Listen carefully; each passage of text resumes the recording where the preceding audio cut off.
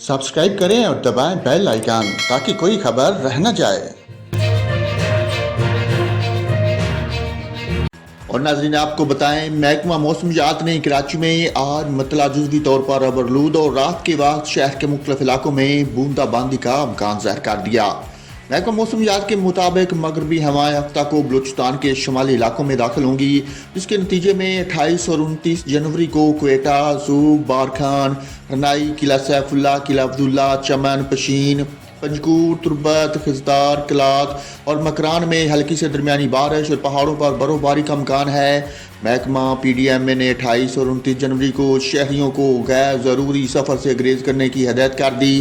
वाज़ेह है कि गुज़श्ता रोज़ भी कराची में दिन भर क्वेटा की तुंदो तेज़ हवाएँ चलीं, जिनकी रफ्तार 40 किलोमीटर फ़ी घंटा रिकॉर्ड की गई।